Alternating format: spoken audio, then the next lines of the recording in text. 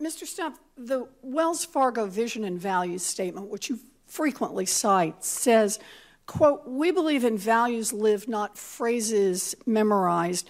If you want to find out how strong a company's ethics are, don't listen to what its people say, watch what they do." So let's do that.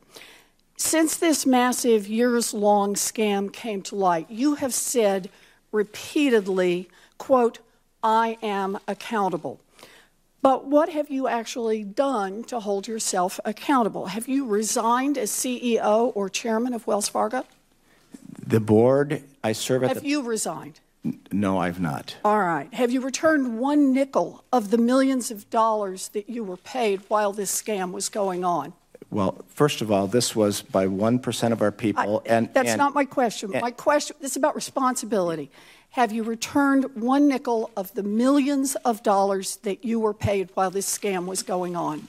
The board will take care of that. Have you returned one nickel of the money you earned while this scam was going on? And the board will do... I will take that as a no then. Have you fired a single senior executive? And by that, I don't mean a regional manager or a branch manager. I'm asking about the people who actually led your community banking division or your compliance division. We've made a change in our regional, to lead our regional bank. I just said, I'm not asking about regional managers. I'm not asking about branch managers. I'm asking if you have fired senior management, the people who actually led community banking division, who oversaw this fraud, or the compliance division that was in charge of making sure that the bank complied with the law. Carrie Toll said... Did you fire no. any of those people? No. Okay. So you haven't resigned. You haven't returned a single nickel of your personal earnings. You haven't fired a single senior executive. Instead, evidently, your definition of accountable is to push the blame to your low-level employees who don't have the money for a fancy PR firm to defend themselves. It's gutless leadership. For deepening relationships. We only do well... Let me stop you right there. You say no? No? Here are the transcripts of 12 quarterly earnings calls that you participated in from 2012 to 2014, the 3 full years in which we know this scam was going on. I'd like to submit them for the record, if I may, Mr. Chair. Thank you.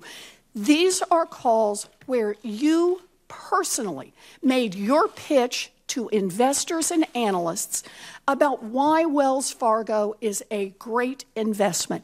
And in all 12 of these calls, you personally cited Wells Fargo's success at cross-selling retail accounts as one of the main reasons to buy more stock in the company. Let me read you a few quotes that you had.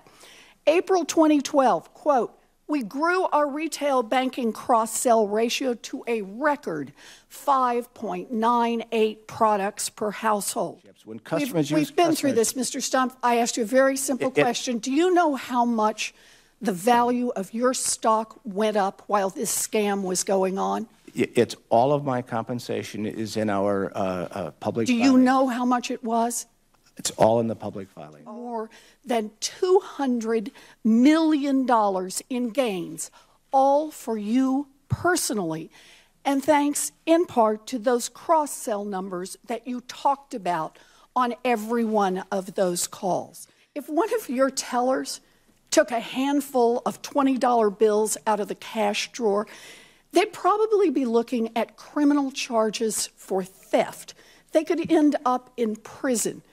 But you squeezed your employees to the breaking point so they would cheat customers and you could drive up the value of your stock and put hundreds of millions of dollars in your own pocket.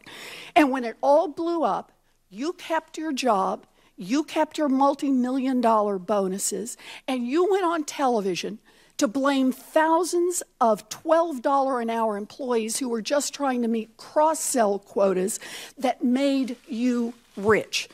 This is about accountability. You should resign. You should give back the money that you took while this scam was going on, and you should be criminally investigated by both the Department of Justice and the Securities and Exchange Commission.